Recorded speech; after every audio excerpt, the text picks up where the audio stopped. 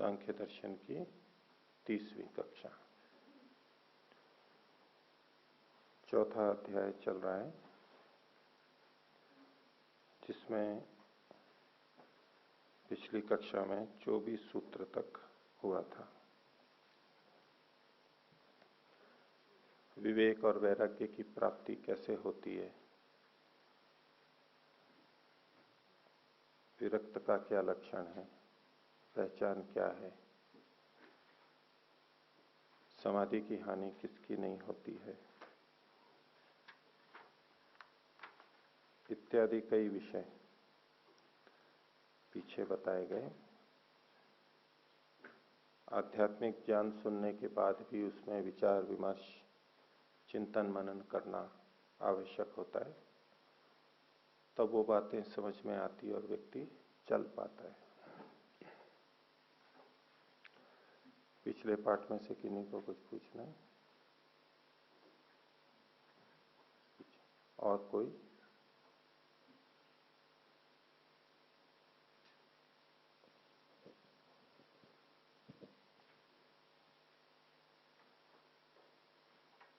ओम 24वां सूत्र। 24वां सूत्र जी, क्या पूछना है इसमें? दोबारा पूछना है, समझ में नहीं आया। लब्ध कहते हैं प्राप्त को, अतिशय मतलब अधिकता में, अधिकता से जिसको प्राप्ति हो गई है, किसकी? तो विवेक की। जिसको विवेक की अतिशय में प्राप्ति हो गई, खूब समझ में आ गया, उसके लिए भी हे का हान और उपादेय का उपादान हंस क्षीरवत होता है, सरल हो जाता है। पिछले सूत्र में बताया था जो विरक्त हो गया है उसके लिए बहुत आसान है। यहां कहा गया कि जिसने ज्ञान को खूब पा लिया है उसके लिए भी ये छोड़ना और ग्रहण करना हंस के समान सरल हो जाता है, हंस क्षीरवत हो जाता है। जैसे पीछे विरक्त का ये लक्षण हुआ, हे हानम उपादेय उपादानम, बहुत सरल होता है, ज्ञानी का भी ये लक्षण है। जो छोड़ने योग्य को बहुत आसानी से छोड़ देता है तो ज्ञानी है उस विषय में। ग्रहण करने योग्य को शीघ्रता से ग्रहण कर लेता है, आसानी से, ज्ञानी है वो उस विषय में। और जितना हमने जाना है लेकिन वो छोड़ने योग्य वस्तु छूट नहीं रही है, मतलब उसमें अभी ज्ञान की कमी है। और ग्रहण करने योग्य को हम स्वीकार नहीं कर पा रहे, अपना नहीं पा रहे, तो ज्ञान की कमी है। तो ये ज्ञान की दृष्टि से कथन किया गया। हो गया? आगे देखिए।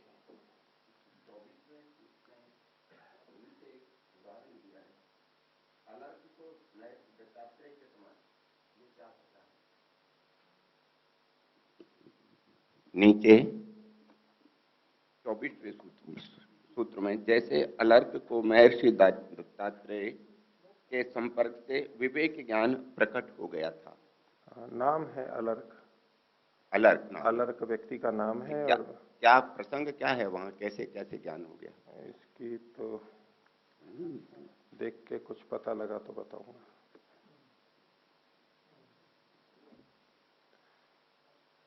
वो घटना मेरे को इसमें इन्होंने उस तरह की कोई घटना नहीं दी।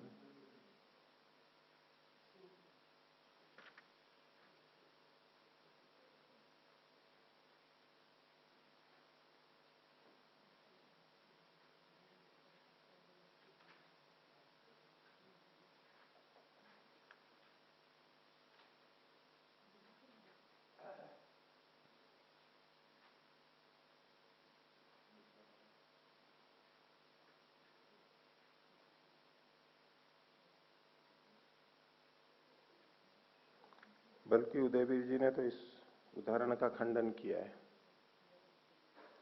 अलर्क और दत्तात्रेय का। इसका बोले हंस क्षीरवत तो वो स्थिति होती है जो बिना किसी और की सहायता के स्वयं ही कर लेता है। तो ये उदाहरण दृष्टांत जो कुछ लोग देते हैं वो ठीक नहीं है, ऐसा उदयवीर जी ने लिखा है। और यहां कोई उदाहरण वैसे नहीं दिया, तद्वत को हम हंस क्षीरवत ही ले लेंगे। पीछे जो लिखा है हंस क्षीर के समान बड़ी आसानी से वो उसको अलग अलग कर देता है। हंस और एक परमहंस भी सुना है आपने, हंस और परमहंस। परमहंस ये सन्यासियों के लिए उपाधि के रूप में है, और हंस से भी बढ़ करके जो यूं अलग अलग कर देते हैं वो परमहंस हो गए। परम मतलब बड़े, सबसे बड़े, ऐसे हंस बन जाते हैं, परमहंस हो जाते हैं। विरक्त, ऐसे विरक्त, विरक्त का मतलब भी यही होता है ना, अलग अलग कर देता है, जो पृथक पृथक, अच्छा अलग बुरा अलग छांट देता है, पृथक पृथक जो कर लेता है उसी को विरक्त बोलते हैं। विवेक भी यही होता है।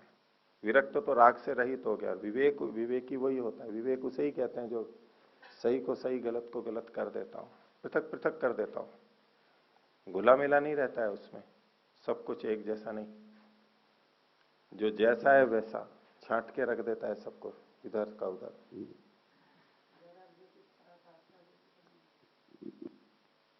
कह सकते हैं विवेक की पराकाष्ठा, ज्ञान की पराकाष्ठा, वो वैराग्य में परिणत होती है और परमहंस की स्थिति में होता है, वो अलिप्त तो होता है, हंसों की तरह पवित्र हो जाता है। दूसरा यूं भी कहें, हंस धवल यानी श्वेत वर्ण का होता है, शुद्ध साफ सुथरा निर्लिप्त, इस रूप में आता है ना हंस, पवित्रता के अर्थ में, दोष रहित, ऐसे वो परम हंस हो जाते हैं।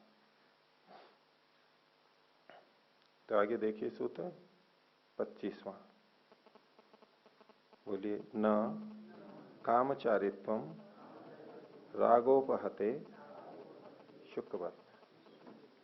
पीछे विरक्त का कहा, अब कह रहे हैं कि जो राग से उपहत होता है, राग से ग्रस्त होता है, उसकी क्या स्थिति बनती है।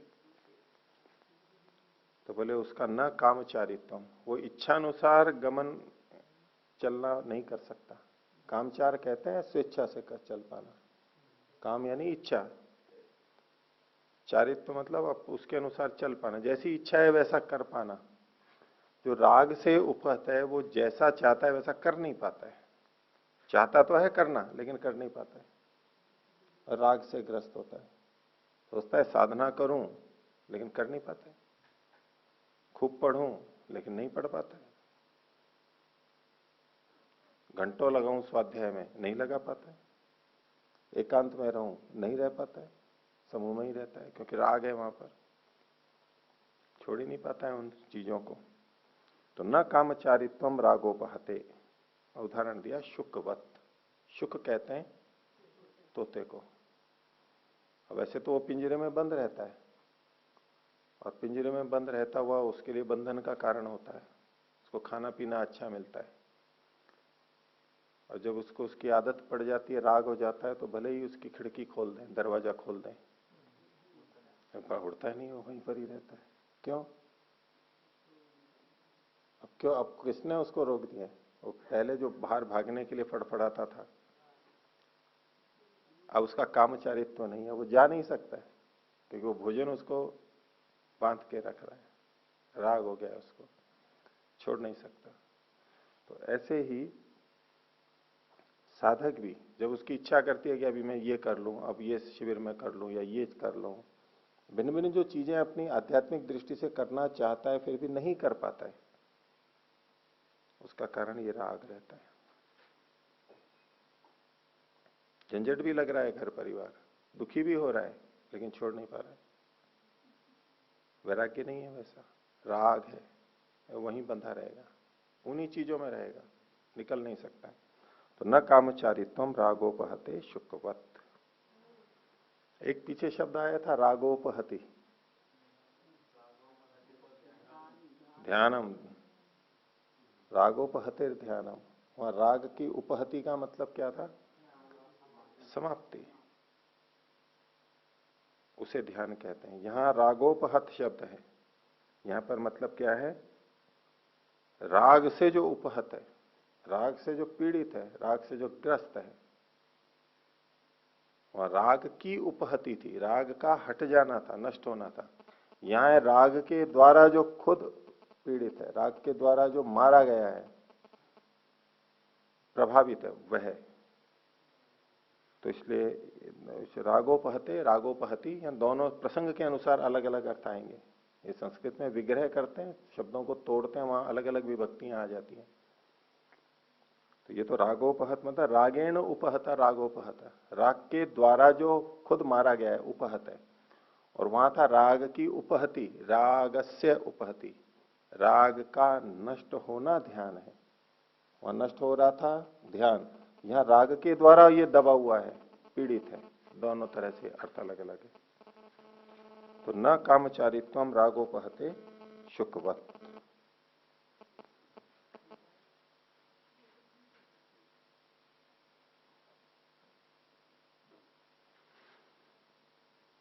हो गया ये।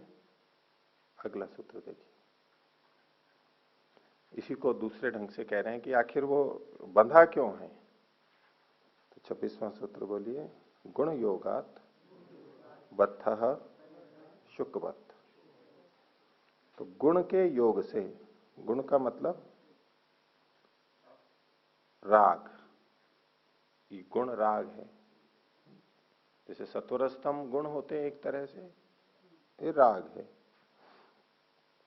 और दूसरे ढंग से कि लोगों के लिए वो उसमें बहुत से गुण हैं, शुकवत, शुक के समान। वो बहुत मीठा बोलता है, अच्छा बोलता है, सुंदर है, लोगों को अच्छा लगता है। तो लोग क्या करते हैं, उसको वो पकड़ के बांध लेते हैं, बहुत अच्छा लगता है। तो यदि हम सबके लिए बहुत अच्छे बने रहे, इसलिए साधक लोग थोड़े टेढ़े ही होते हैं वो सीधे साधे नहीं दिखते दूसरों को। जहां उनको लगता है कि ये गुण योग से बंद होने वाला है, वो ऐसा अपना गुण दिखाते हैं कि दूसरा थोड़ा सा दूर ही हो जाता है, नहीं, इनसे बच के ही रहना चाहिए। बाहर से दिखाना होता है ना, अंदर से प्रेम रहेगा भले, लेकिन बाहर से वो कठोर दिखाई देंगे और पास नहीं आ पाएगा हर कोई। एक महात्मा के लिए कहा जाता था कि उनके पास कोई भी आता था वो पत्थर मारा करते थे, उठा उठा के कोई भी आए तो। बोले बहुत क्रोधी बाबा है। क्रोध क्या, वो तो ये चाहता था कोई आए ही नहीं मेरे पास में। वो परेशान होते थे, लोग आ जाते हैं, बातचीत करते हैं, फिर घर परिवार की समस्याएं बताएंगे, ये वो। वो गांव के बाहर रहता था, वो सोचता एकांत में रह लूं, कहाँ ये लोग आएंगे। फिर चरण छूते हैं, पैर पड़ते हैं, प्रार्थनाएं करते हैं, आशीर्वाद दे दो।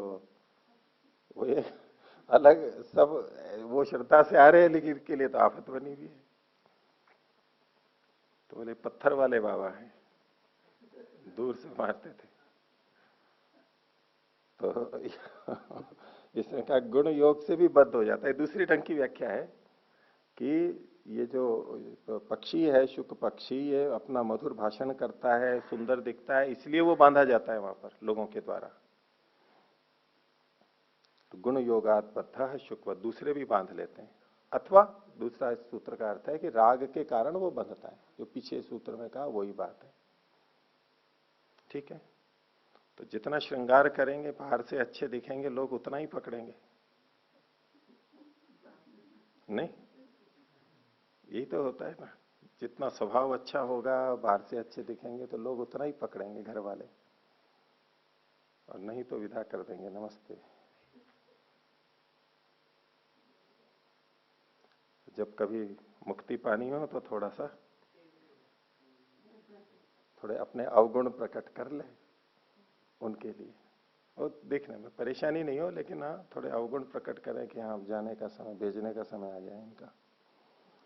आगे देखिए 27वां सूत्र, बोलिए, न भोगात राग शांति मुनिवत। भोग से राग की शांति नहीं हो सकती।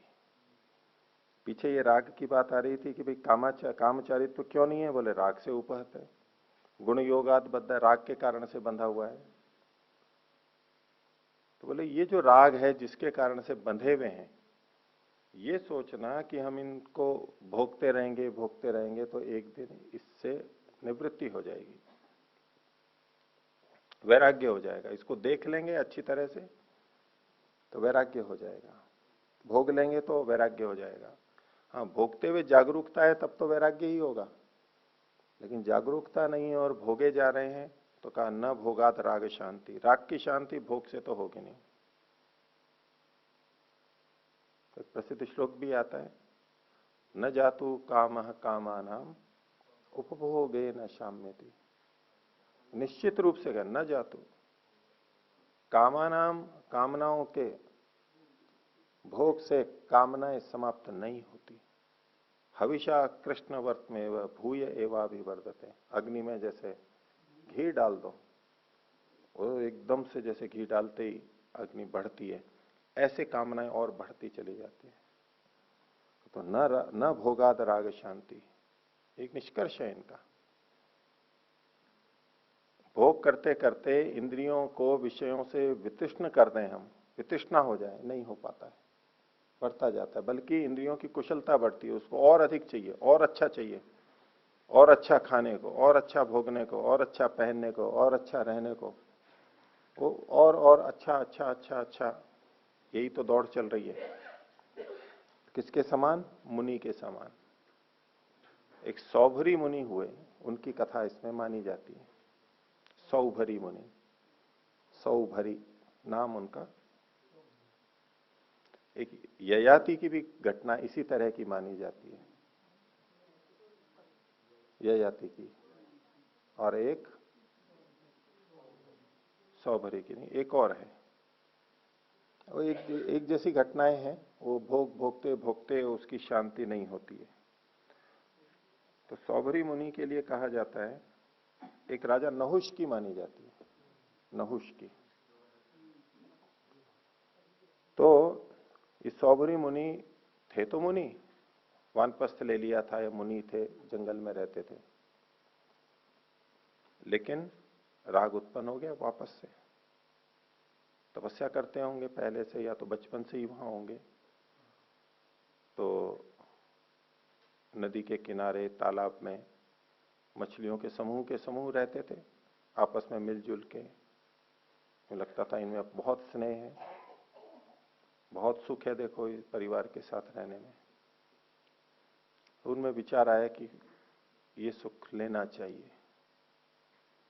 तो राजा के पास पहुंचे और राजा से उनकी राजकुमारियों को मांग लिया।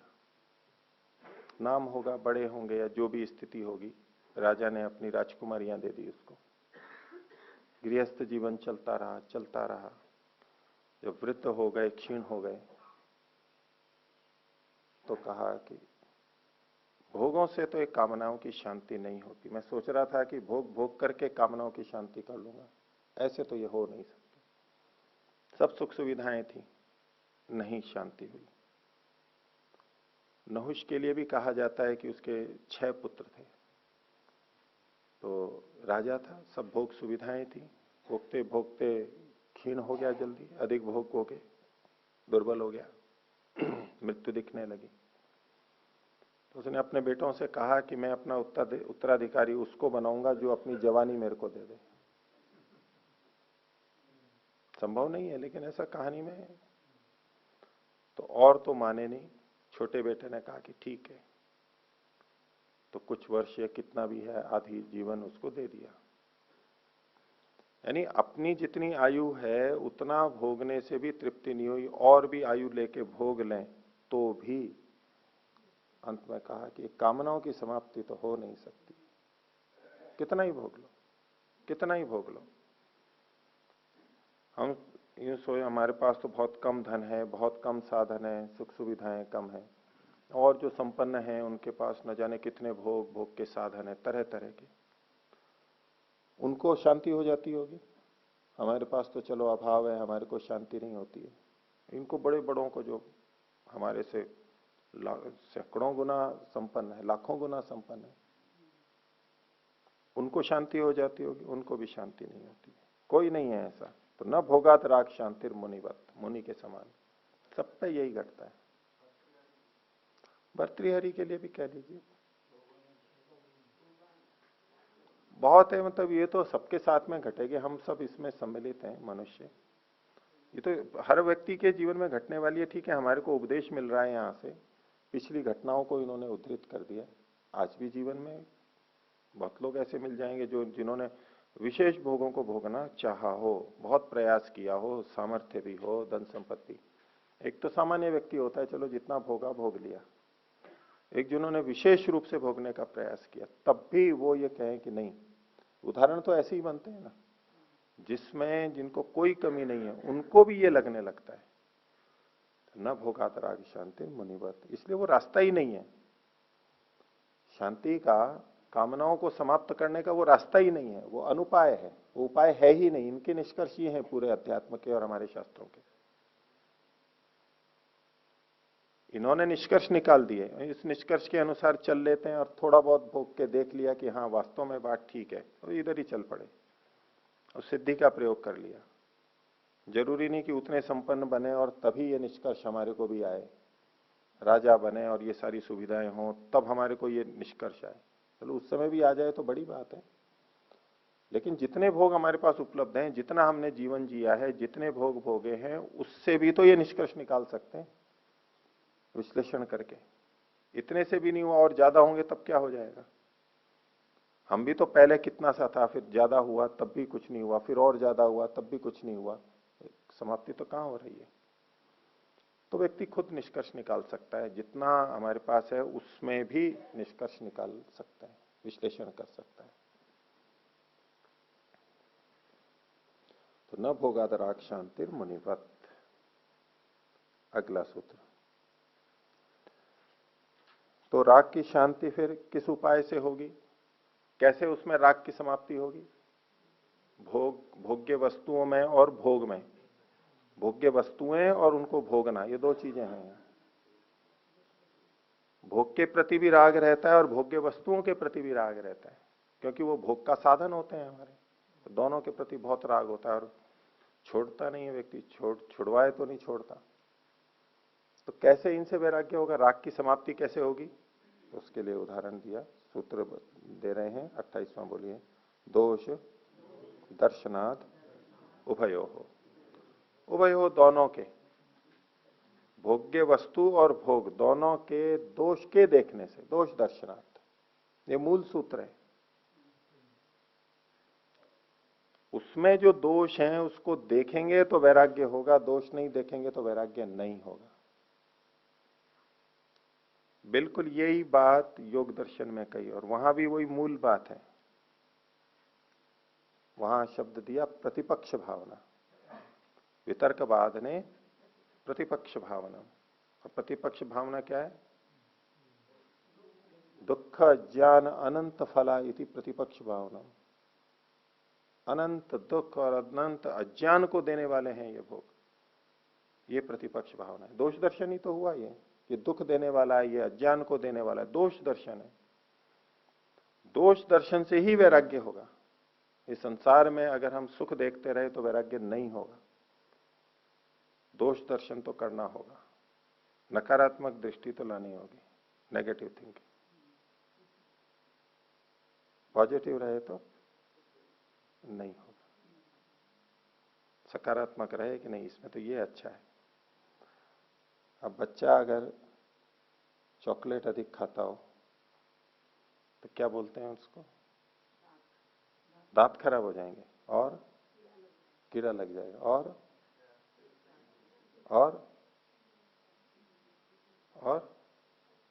टोका तो होगा ना बच्चों को, स्वास्थ्य के लिए अच्छा नहीं है। क्या खराबी होगी, पेट खराब हो जाएगा, मोटापा आ जाएगा। ठीक है, वही खाता रहेगा तो दूसरे पोषक तत्व नहीं लेगा, दूसरा उचित भोजन फल सब्जी नहीं लेगा, वो उसकी कमी हो जाएगी, उससे रोग हो जाएंगे। तो सकारात्मक दृष्टि नकारात्मक दृष्टि। बच्चा कहेगा दोष ही दोष देख रहे हो, दोष ही दोष दिखाए जा रहे हो उसके अंदर, बोले देखो इसके ऊपर लिखा हुआ भी है, विज्ञान से सिद्ध है, इसमें इतनी कैलोरी है, ठीक है, इतना मीठा है या इतना कैल्शियम है, पता नहीं प्रोटीन भी होता है नहीं होता है, तो वो भी है तो वो भी है। वो कहेंगे दोनों देखो ना, बच्चा कहेगा कि आप ये एकांगी क्यों देख रहे हो, दोष ही दोष क्यों बता रहे हो, गुण क्यों नहीं बता रहे हो, उसके गुण नहीं है क्या इसमें। लेकिन हम गुण कभी भी नहीं बताते, माता पिता, कोई भी माता पिता, वो कितना ही पॉजिटिव हो, तो दोष बताएगा, जिस चीज से हटाना है उसके तो दोष ही दिखाने पड़ेंगे। और कोई उपाय है, और कोई उपाय है क्या।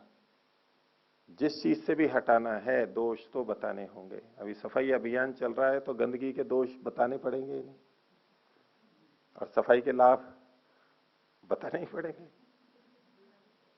अब कौन सा नेगेटिव और कौन सा पॉजिटिव, दोनों ही अच्छे हैं, लाभ भी बताएंगे हानि भी बताएंगे, दोनों है।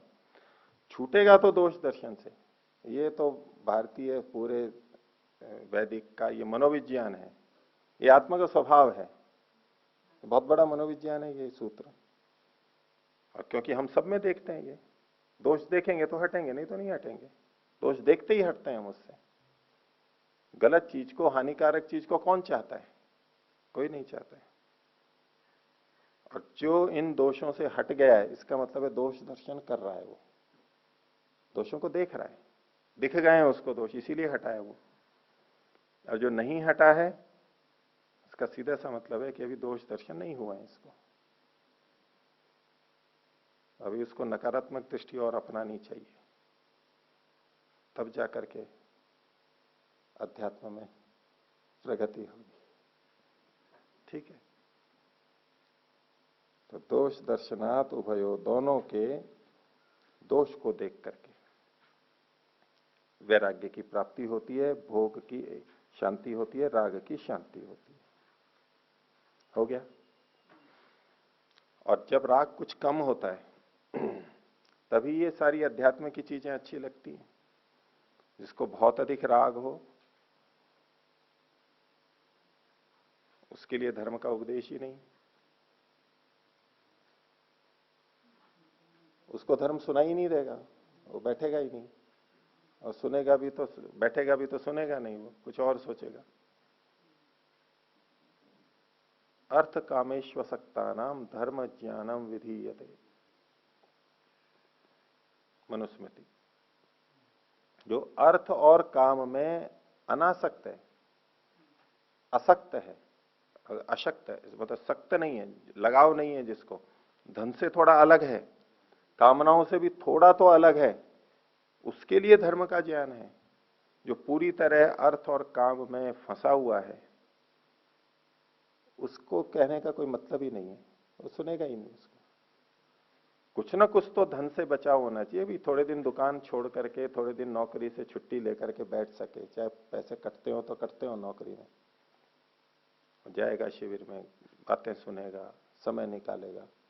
और अर्थ और काम में ही फंसा है तो वो कहाँ सत्संग में जाएगा, कहाँ क्या सुनेगा, कहाँ समय निकालेगा ध्यान साधना के लिए, कहाँ स्वाध्याय के लिए समय निकालेगा, कहाँ प्राणायाम के लिए समय निकालेगा। वो सारा समय उसका अर्थ और काम में ही लगेगा।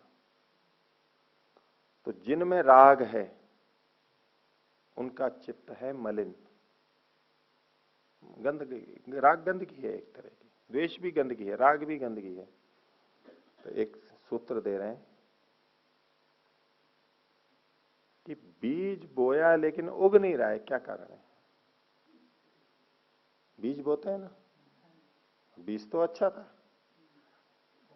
लेकिन उग नहीं रहा है, धरती अच्छी नहीं, बीज अच्छा है उग नहीं रहा है तो धरती अच्छी नहीं है। क्योंकि हमने इतना इतना उपदेश दे रहे हैं, इतना अच्छा अच्छा उपदेश दिया, कई माता पिता बहुत अच्छा अच्छा उपदेश देते हैं, बच्चों में कुछ उगता ही नहीं है। वो क्या कारण होता है, अगले सूत्र में बताएं, बोलिए। न मलिन चेतसी उपदेश बीज प्ररोहो अजबत।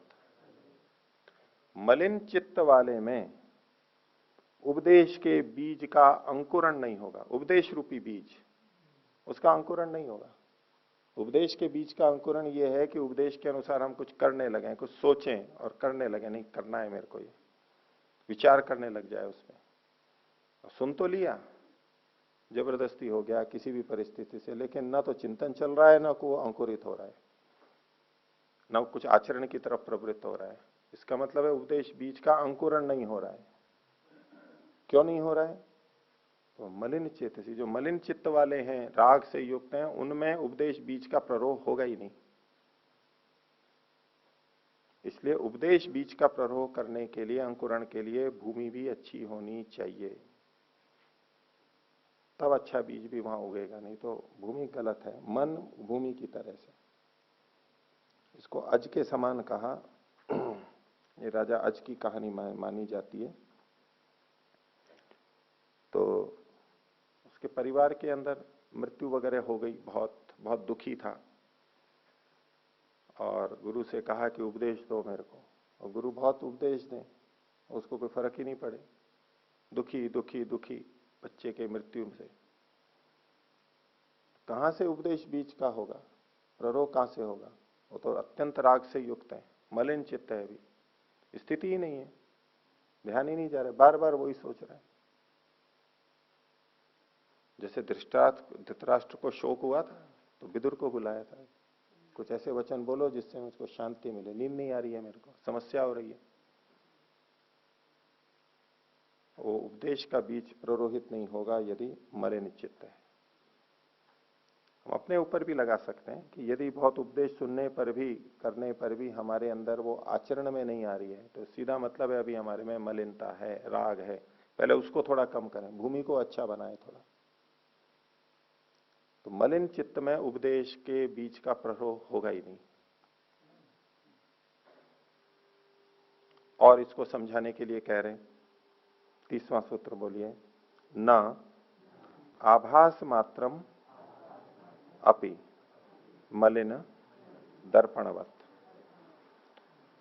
बोले ऐसे व्यक्ति में उस उपदेश का आभास मात्र भी नहीं होगा, एक झलक भी नहीं मिलेगी उसके, कि इतना उपदेश सुना, ये किया और कुछ मिल जाए अंदर, कुछ नहीं मिलेगा उसको। कैसे? तो उदाहरण दिया, मलिन दर्पण के समान। दर्पण में, दर्पण साफ हो तो हम सामने जाएंगे तो दिखाई देता है, और दर्पण मलिन है, ज्यादा मलिन है, तो उसमें कुछ आभास तक नहीं होगा कि यहां कुछ सामने है वस्तु। इतना मलिन होगा तो आभास भी नहीं होगा। एक तो सीधा सीधा दिखना होता है और एक आभास होना कि यहां कुछ है। कांच होते हैं ना दो तरह के, एक पारदर्शक होते हैं जिसमें आर पार चीज एकदम साफ साफ दिखाई देती है, क्या है, किस रंग की है, आकार प्रकार, कौन है, वो सब चीजें साफ साफ दिखाई देती हैं, वो पारदर्शक कांच होते हैं। एक पारभासक होते हैं, एक तो होते हैं ट्रांसपेरेंट पारदर्शक, एक होते हैं ट्रांसलूसेंट पारभासक। जैसे कि शौचालय आदि में लगे रहते हैं, रेलवे में डब्बों में जो बाहर खिड़की होती है, वो कैसा कांच होता है? वो लोहे जैसा भी नहीं होता कि बाहर का कुछ पता भी नहीं लगे। आभास तो होता है कि कोई आ गया, कोई ट्यूबलाइट चली गई, ये तो पता लगता है, लेकिन दिखाई नहीं देता कि क्या चीज है वहां पर। तो केवल आभास मात्र होता है, जो बहुत धुंधला हो तो आभास तो होता है कि भाई कुछ है। जिनकी आंखें बहुत धुंधला जाती हैं, साफ दिखाई नहीं देता, मोतियाबिंद बहुत आ जाता है, सफेद ज्यादा हो जाता है, सफेदा ज्यादा आता है, तो उसमें लगता है कुछ आभास है, कोई है, बस। व्यक्ति को पहचान नहीं सकते हो, लेकिन कोई है, बस इतना पता लगता है। तो बोले जो मलिन चित्त वाला होता है उसमें न आभास मात्रम अपि, उसमें तो आभास भी नहीं होता है, हल्की झलक भी नहीं दिखती है उसमें तो, उस उपदेश की, मलिन दर्पण के समान। तो उपदेश श्रवण से पहले अपने मलिन मन को भी हमें कुछ ठीक करना होगा। अधिक मलिन है तो कुछ साधना करके, कुछ जैसा भी ज्ञान प्राप्त किया है, कुछ थोड़ी देर के लिए साफ होकर के बैठे तो चीजें पकड़ में आएंगी। तो न आभास मात्रम अपि मलिन दर्पणवत। आगे अगला सूत्र 31वां, बोले यदि अंकुर नहीं हो रहा है, आभास नहीं हो रहा है, वो भी एक स्थिति बनती है, लेकिन कभी कभी अंकुर हो भी जाता है। तो बोले अंकुर भी होगा तो सही अंकुरण नहीं होगा, टेढ़ा मेढ़ा होगा, गलत हो जाएगा। उसको यहां पर कहा, अगला सूत्र बोलिए, न तज्जस्यापि तद्रूपता पंकजवत। जैसे कोई भूमि में उगने वाला पौधा हो, उस बीज को कीचड़ में, ज्यादा आर्द्र भूमि में छोड़ दिया जाए तो उग तो जाएगा मान लो जैसे तैसे, लेकिन टेढ़ा मेढ़ा होगा, कभी इधर गिर जाएगा, कभी यूं हो जाएगा, या थोड़ा बहुत उगेगा, ढंग से नहीं उगेगा। तो तज्जस्यापि, उस जमीन में, उस मन में अगर वैसा कुछ न कुछ उग भी जाए तो न तद्रूपता, जैसा होना चाहिए वैसा नहीं होगा, कुछ उल्टा ही निकल जाएगा उसमें। उपदेश के बीज का प्ररोह उचित नहीं होगा, उल्टा हो जाएगा उसमें, मलिन चित्त वाले में, वो अपने ढंग से उसको ढाल लेगा। जैसे अभी ये हम पहले एक सूत्र देख रहे थे, प्रणति ब्रह्मचर्योपसर्पाणी सर्पणानी कृत्वा सिद्धिर बहु कालात तद्वत। अब ये तो समझ लिया कि प्रणाम करके, ब्रह्मचर्य सेवा करके सिद्धि होती है बहुत काल से। अब ये समझ लिया, और निष्कर्ष क्या निकाला, अच्छा इन तीनों के करने से तो बहुत काल लगता है, इसलिए इन तीनों को नहीं करना चाहिए। अब ये उपदेश बीज तो गया अंदर, प्ररोह भी हुआ, लेकिन उल्टा हो गया, मलिन चित्त में ऐसा हो जाएगा।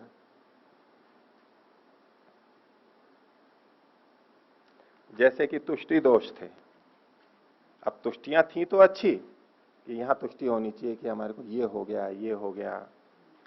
अब वो मलिन चित्त है तो वो तुष्टि नहीं, तुष्टि की बजाय वो तुष्टि दोष के रूप में आ जाएगा। किसी की प्रशंसा की हमने अच्छे गुणों के कारण से, तो प्रशंसा तो इसलिए थी कि वो और अच्छा काम करे, उत्साह हो, प्रोत्साहित हो, वो अच्छे काम में लगा रहे। अब उस प्रशंसा से वो घमंड में आ गया। अब ये क्यों हो गया, मलिन चित्त से। अब उससे उल्टा जो प्रशंसा कर रहा है उसी को डांटने लग गया, मैं ऐसा, तुम क्या, तुम कुछ नहीं करते हो, ये वो, अपने आप को पता नहीं क्या समझने लगे। वो जो प्रशंसा का उचित अर्थ लेना चाहिए था वो न लेकर के उल्टा ले गया। ये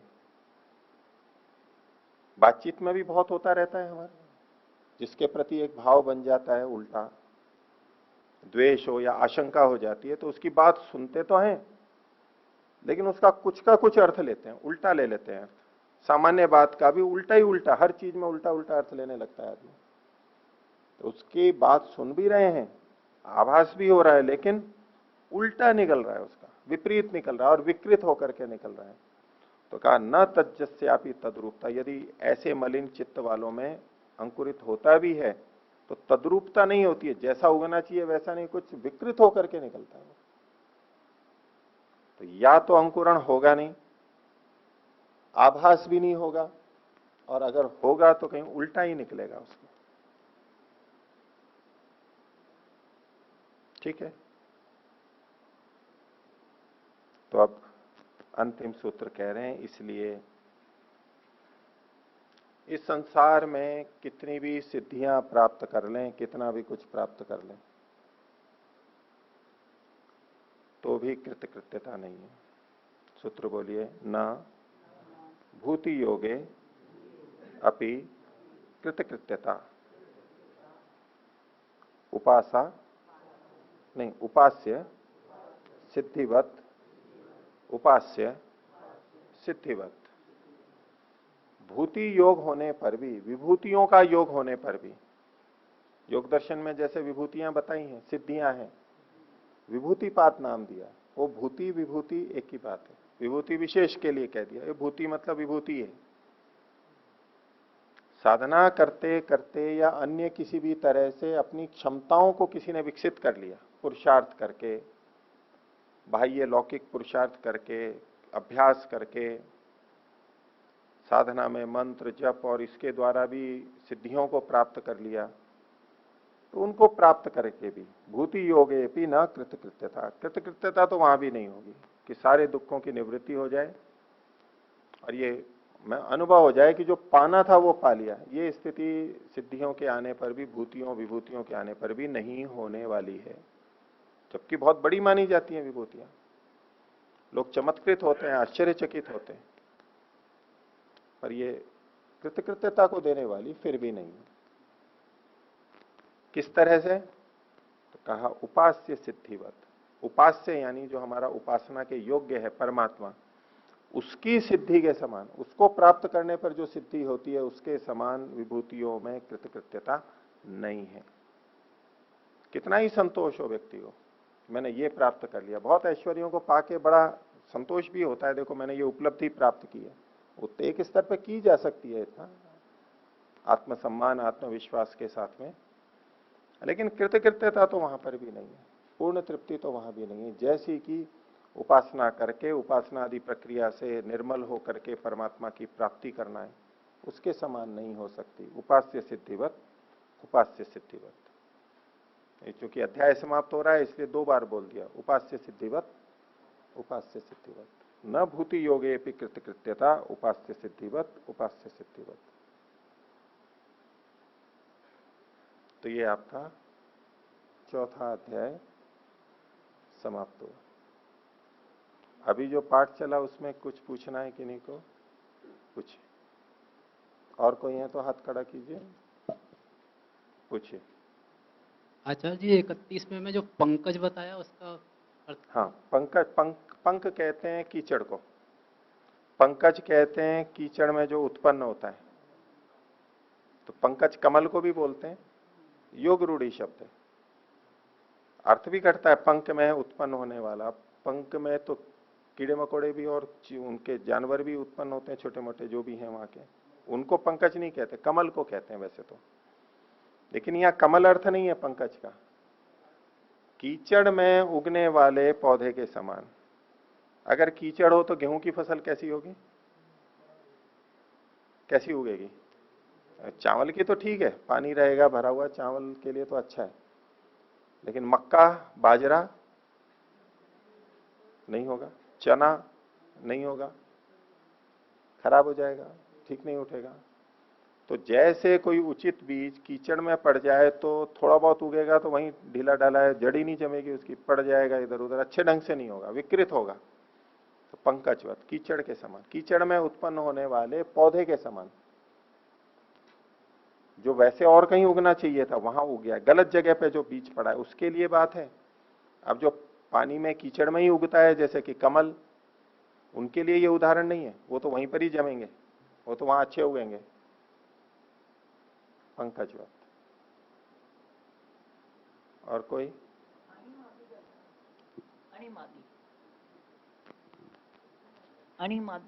अणिमादि सिद्धियां हैं, योग दर्शन में बताई हैं।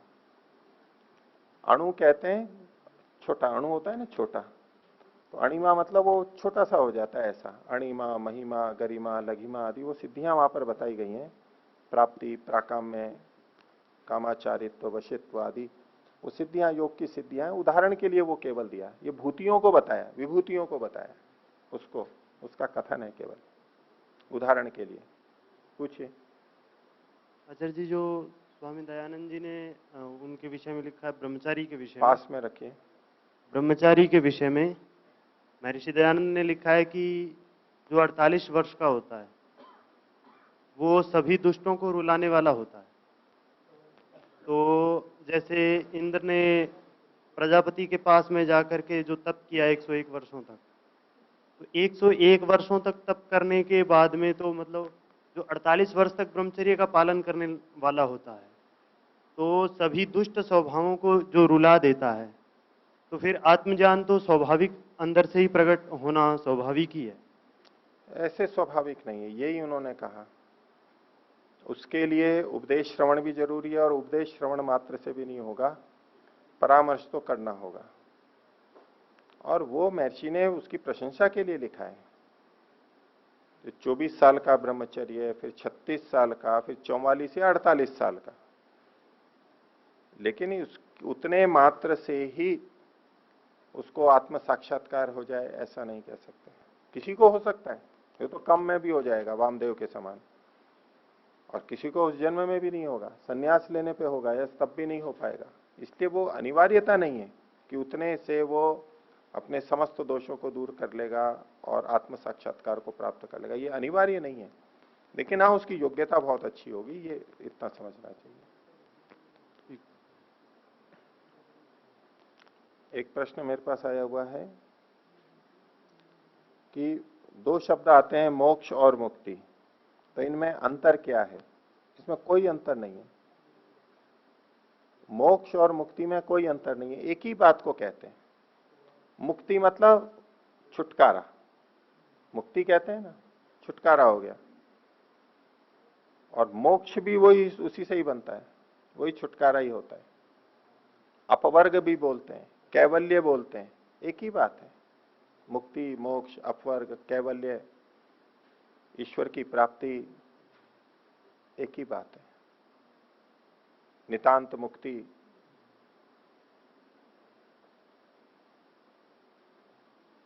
ठीक है, और कुछ पूछना है तो इसको फिर यहीं समाप्त करते हैं। प्रणव करें।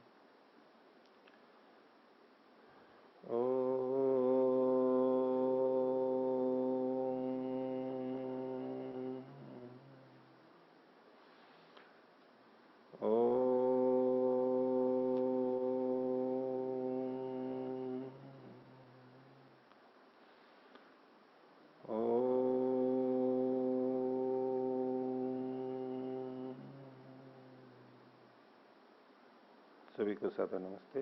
ओम शांति।